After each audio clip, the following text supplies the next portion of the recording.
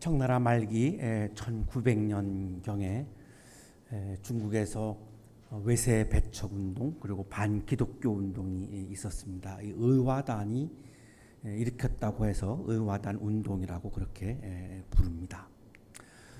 이 의화단 무리들이 교회하고 외국인 상점들에게 불을 지르고 그리고 중국의 기독교인들을 살해했습니다. 이 가톨릭 경우에 선교사님들이 한 47명 그리고 가톨릭 신자들이 3만 명 정도가 희생당했던 끔찍한 그런 사건이기도 했습니다.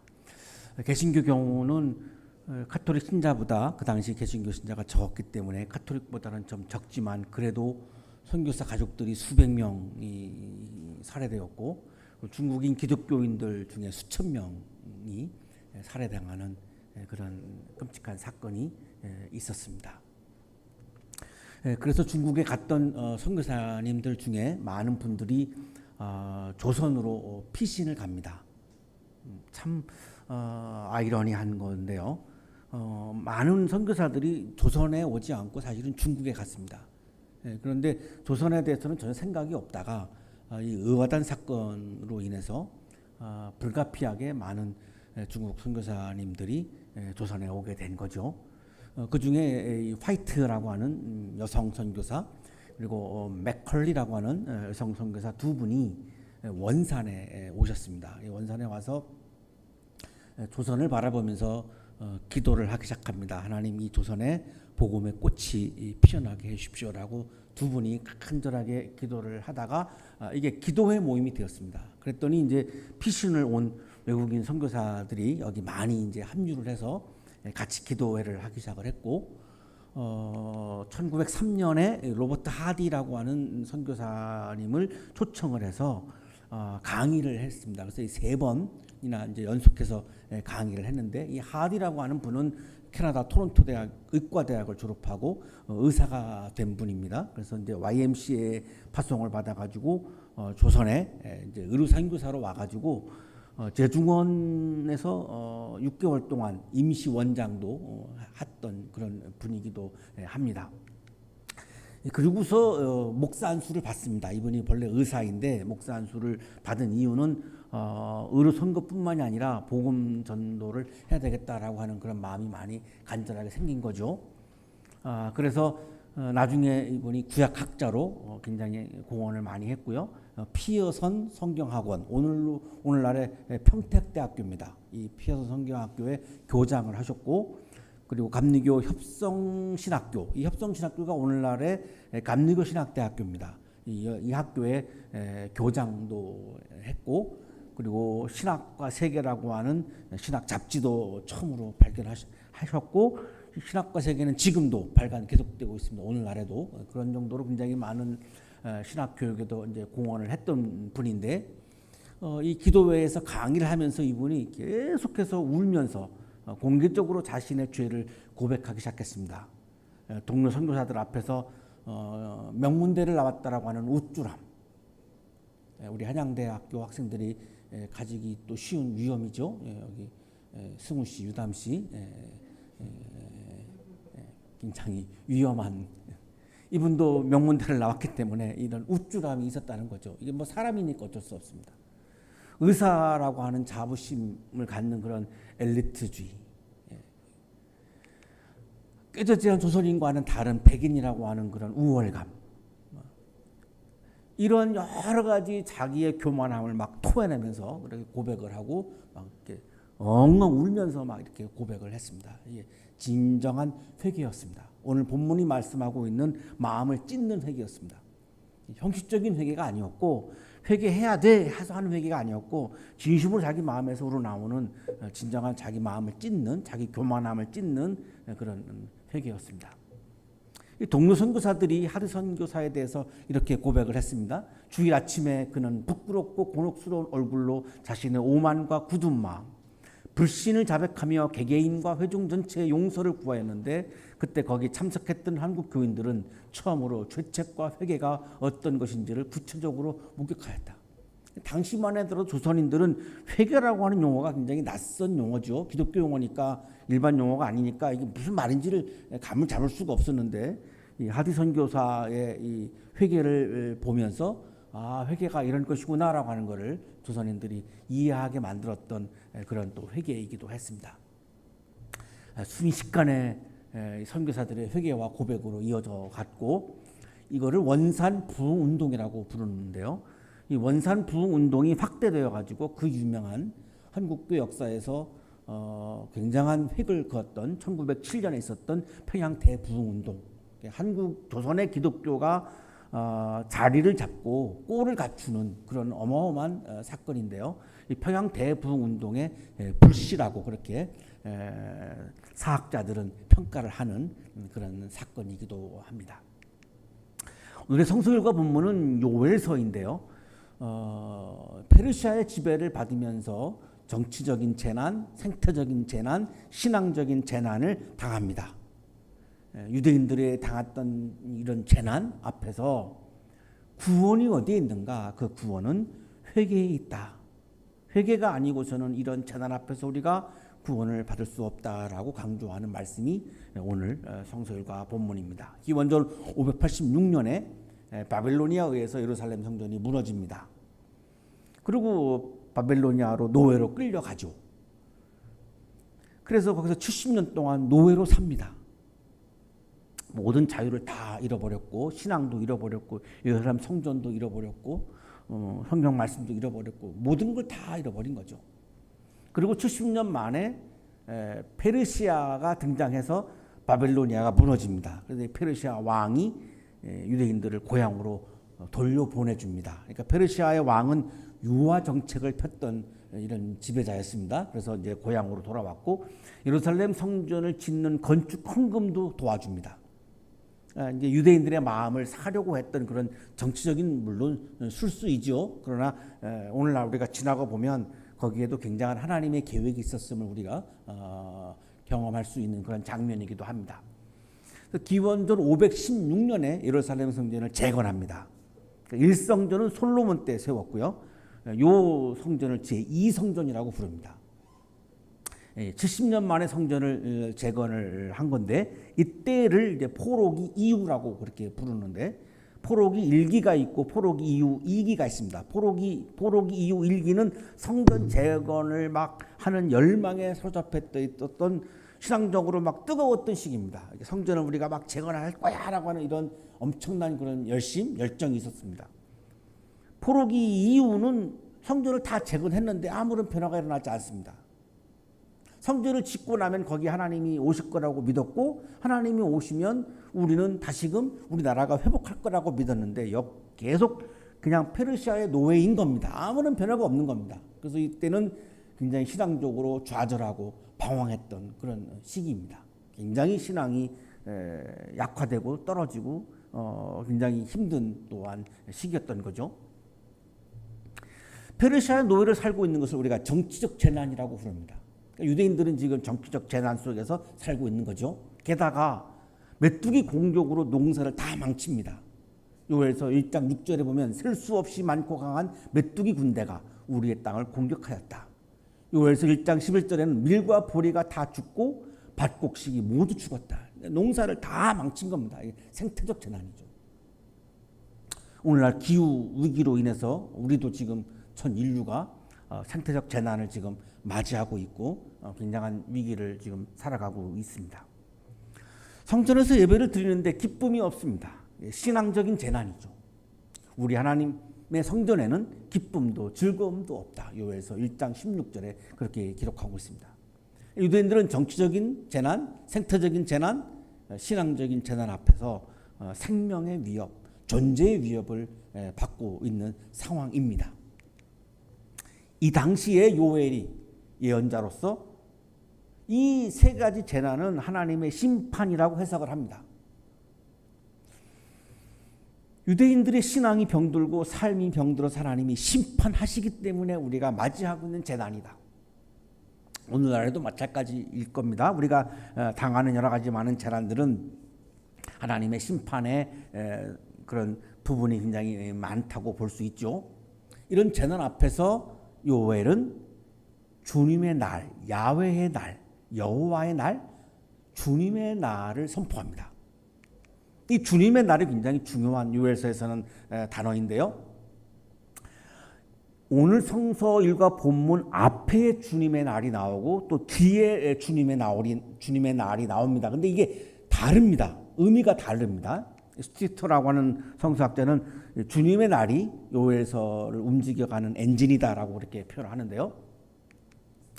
도표로 보면 1장 1절부터 2장 11절까지에 나오는 주님의 날은 심판의 날을 의미합니다. 2장 18절에서 3장 21절까지에 나오는 주님의 날은 구원의 날을 말합니다. 똑같은 주님의 날이지만 완전 반대 의미입니다. 앞에 있는 주님의 날은 우리를 심판한다라고 하는 면에서의 주님의 날이고, 뒤에 나오는 주님의 날은 우리를 구원한다라고 하는 의미에서의 주님의 날입니다. 그런데 이 주님의 날 사이에 있는 본문이 오늘의 성서일과 본문입니다. 그런데 이 성서일과 본문의 주제는 회개의 촉구입니다. 그러면 요엘서를 정리하면 이렇죠. 우리의 신앙이 병들어서, 우리의 삶이 병들어서 주님의 날이 도래했고 우리는 재난 속에서 살고 있다. 그러면 우리가 구원을 받는 것이 또한 또 다른 주님의 날인데, 그거를 가능케 하는 것은 무엇이냐? 회개이다. 이 말씀을 하고 있는 전체 구조를 가지고 있는 것이 우리 요엘서의 구조이기도 합니다. 지금이라도 너희는 진심으로 회개하여라, 이렇게 말씀하죠. 지금이라도, 늦지 않았으니, 모노 성서에는 그런 의미가 있습니다. 늦지 않았으니 지금이라도 너희는 진심으로 회개하여라. 그래야 구원의 날인 주님의 날을 맞이할 수 있다. 이 회개라고 하는 단어는 히브리어 성서에서는 슈브라고 이렇게 기록되어 있습니다. 이 슈브는 방향을 바꾸는 것, 그리고 돌아가는 것을 말합니다. 턴입니다. 턴, 리턴, 턴을 의미하는데, 악한 행실에서, 악한 삶에서, 게으른 신앙생활에서 방향을 바꾸어서 하나님께로 돌아가는 겁니다. 회개는 가장 중요한 개념은 하나님께로 돌아가는 것을 말하는 겁니다. 슈브, 턴, 하나님께로 돌아가는 겁니다. 그럼 하나님께로 돌아가지 못하는 이유가 뭘까요? 내 마음을 따라 살기 때문이죠. 하나님의 마음으로 돌아가는 겁니다. 내 마음을 따라서 살던 것을 하나님의 마음을 따라서 살아가는 삶으로 돌아가는 겁니다. 턴하는 겁니다. 이게 슈브입니다. 그러니까 슈브는, 회개는 하나님께로 돌아가는 겁니다. 그냥 울면서 후회하는 것을 회개라고 오해하는 분들이 있는데, 회개는 그냥 울면서 회개하는 것이 아니라 내 삶입니다. 내 삶이 완전히 하나님의 마음에다가 내 삶을 맞추는 삶으로 돌아가는 겁니다. 돌이키는 거, 돌아가는 겁니다. 하나님께로 돌아가면 어떻게 되죠? 하나님과 연합합니다. 하나님과 하나가 되죠. 지난 주일 아침에 우리가 묵상했던 주제인데요. 내가 하나님께로 돌아가면 하나님과 하나가 됩니다. 하나님과 연합하게 됩니다. 이게 영성이라고 하는 말이죠. 이게 영성의 개념입니다. 그럼 하나님과 하나가 되면 그게 구원입니다. 그날이 구원의 날입니다. 하나님과 내가 하나가 된다, 하나님과 내가 연합한다, 그것만큼 기쁜 것이 없죠. 그것만큼 황홀한 것이 없는 거죠. 그거를 구원이라고 말하는 겁니다. 그러니까 회개는 입술의 고백이 아니고 삶의 고백인 거죠. 내 삶이, 내 마음을 따라서, 내 욕망을 따라서 살아가던 내 삶이 하나님의 뜻과 하나님의 마음을 따라서 살아가는 사람으로 돌이키는 겁니다. 하나님께로 돌아가는 겁니다. 내 욕망을 따라서 살면은 내 삶의 길을, 내 인생의 길을 하나님과 하나가 되는 길로 돌아가는 거죠. 하나님께로 돌아가는 겁니다. 이거를 이렇게 말씀하죠. 옷을 찢지 말고 마음을 찢어라. 구약시대 때부터 회개할 때는 재를 뿌렸고, 그리고 옷을 찢는 그런 행위, 이게 의식입니다. 재를 뒤집어 쓰면서 회개했고, 겉옷을 이렇게 찢으면서 회개하는 퍼포먼스를 했습니다. 이게 회개하는 을의 의식입니다. 오늘 우리가 잠시 후에 우리가 재안수를 합니다. 이 재안수를 하는 이유가 바로 구약 때부터 이 재를 뒤집어 쓰면서 회개를 했기 때문에 우리가 그런 의식을 하는 거고요. 오늘 옷은 찢지 않습니다. 안심하셔도 됩니다. 옷은 안 찢습니다. 얼른 비싼 옷을 밖에다 갖다 놓으시는 분이 있을 수도 있는데, 왜냐하면 마음을 찢을 거기 때문에 그렇습니다. 옷은 찢지 않아도 됩니다. 하나의 이제 이건 의식이고, 중요한 건 내 마음을 찢는 거죠. 내 마음을 왜 찢을까요? 내 마음을 찢어야 내 마음을 따라서 안 살고 하나님의 마음을 따라서 살 수 있기 때문입니다. 마음을 찢는다는 의미는 내 마음을 내가 내 마음대로 살았는데 내가 하나님의 마음에 내 삶을 맞춘다라고 하는 말씀입니다. 그러니까 내 마음을 찢지 아니하면 하나님의 마음에 내 알을 맞출 수가 없습니다. 그래서 마음을 찢어라. 그동안 우리가 옷을 찢는 회개 의식은 너무나 많이 했다. 거기서 끝나면 안 되고 진심으로 우리의 마음을 찢어야 한다. 형식적인 회개는 소용이 없고 진심으로 회개해야 한다. 그 진심으로 회개하는 것은 내가 내 마음을 찢고 하나님의 마음에다가 내 마음을 맞추는 하나님께로 돌아가는 거다. 하나님의 마음보다 내 마음이 앞섰던 것을 내가 돌이키고 하나님의 마음이 내 마음보다 더 앞서는 삶을 살아가는 거다. 그렇게 마음을 찢어서 하나님께로 돌아가야 구원의 날인 주님의 날을 우리가 맞이할 수 있다. 스튜어트라고 하는 구약 주석가가 이 마음을 찢는 것은 진정한 삶의 전환이다, 이렇게 설명을 합니다. 이 구절들은 단순한 예전 혹은 외적으로 보이는 단순한 경건 그 이상을 요구한다. 형식적인 슬픔은 쉬운 것이었다. 옷을 찢는 회개는 굉장히 쉬웠다는 거죠. 그러나 경건한 삶으로의 진정한 전환은 쉽지 않았다. 내 삶을 바꾸는 것은 쉽지 않습니다. 예배를 드리고 있는 여기 있는 우리 모두가 다 마찬가지죠. 내 삶을 돌이키는 것, 하나님께로 돌아가는 것 참 어려운 일입니다. 여기에 있는 마음은 다시금 신실한 순종으로 빚어지는 데 필요한 본질적인 마음 혹은 뜻을 의미한다. 그래도 제가 보기에 오늘 예배에 참석하신 분들은 하나님의 마음을 돌이키는 것을 비교적 잘하시는 분들이 오신 것 같아요. 잘 못하시는 분들은 지금 거리에서 방황하고 계시는 것 같고 참 쉽지 않죠. 예언자 요엘은 마음을 찢으며 진정한 회개를 할 때에 하나님께서는 뜻을 돌이키시고 재앙을 거두시기도 하신다고 강조합니다. 주님께서는 은혜롭고 자비로우시며 오래 참으시며 한결같은 사랑을 늘 베푸시고 불쌍히 여기는 마음이 많으셔서 뜻을 돌이켜 재앙을 거두기도 하신다. 거두신다 이렇게 말씀 안 하죠. 거두기도 하신다. 제가 굉장히 주목했던 규절입니다. 재앙을 거두기도 하신다. 재앙을 거두신다 이렇게 말씀 안 하고 대부분 성경은 거두신다 이렇게 말씀하는데 거두기도 하신다 이렇게 말씀하죠. 그 이유는 재앙을 거두시고 안 거두시고는 하나님의 영역입니다. 그건 우리가 어찌 할 수 없습니다. 내가 거기에 관여할 수 없습니다. 하나님의 뜻을 돌이키는 것은 내가 하는 게 아니라 하나님이 하시는 거죠. 내가 하는 거는 회개하는 겁니다. 거기까지가 내 영역입니다. 하나님께로 돌아가는 것, 하나님의 뜻을 실천하는 것, 하나님과 하나가 되는 것, 하나님과 연합하는 것, 거기까지는 내가 하는 겁니다. 그러나 심판을 돌이키는 것은, 복을 베푸는 것은 하나님의 영역이기 때문에 우리가 강요할 수가 없죠. 우리의 죄가 크죠. 그러나 하나님의 자비도 크십니다. 하나님께서는 자신의 마음을 바꿀 수 있는 분입니다. 하나님께서는 성품상, 본질상, 속성상 우리를 용서하시는 하나님입니다. 심판을 왜 하시느냐? 구원을 위해서 심판하시는 거지 우리를 파멸시키고 멸망시키려고 심판하시는 분이 아닙니다. 이 하나님의 속성이죠. 하나님은 죄인들을 긍휼히 여기시는 마음이 어마어마한 분이죠.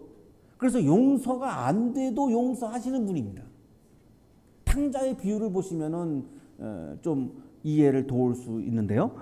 도저히 용서할 수 없는 집 나간 아들을, 재산을 다 탕진한 아들을 아버지가 용서하죠. 이게 하나님의 마음입니다. 도저히 나를 용서할 수 없을 만큼 내가 죄가 많은데도 불구하고, 그럼에도 불구하고 나를 용서하는 분입니다. 그러니까 이 참된 회개는, 진정한 회개는 하나님의 긍휼과 용서를 가능케 하는 겁니다. 그거를 결정짓는 게 아닙니다. 가능하게 하는 거죠.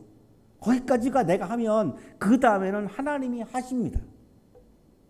그러나 우리의 경험상 볼 때는 내가 진심으로 회개하면, 요엘 예언자의 말씀은 우리가 진심으로 회개하면, 마음을 찢으며 회개하면 하나님은 우리를 용서하신다는 겁니다. 그러나 그거는 하나님의 영역이기 때문에, 하나님의 소관이기 때문에 하기도 한다, 지금 이렇게 표현하고 있는 거죠. 사도 바울은 하나님께서 우리를 의롭게 하신다고 말씀합니다. 고린도후서 5장 21절입니다. 하나님께서는 죄를 모르시는 분에게 우리 대신으로 죄를 씌우셨습니다. 그것은 우리가 그리스도 안에서 하나님의 의가 되게 하시려는 것입니다. 하나님은 어떻게 해서라도 우리를 의롭게 하시려고 하는 분이다라고 사도 바울이 그렇게 말씀하죠.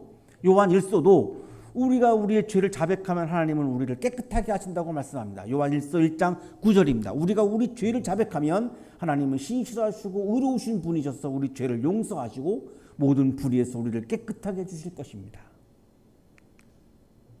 사랑하는 한양 가족 여러분, 우리의 회개는 하나님을 좌지우지하지 못합니다.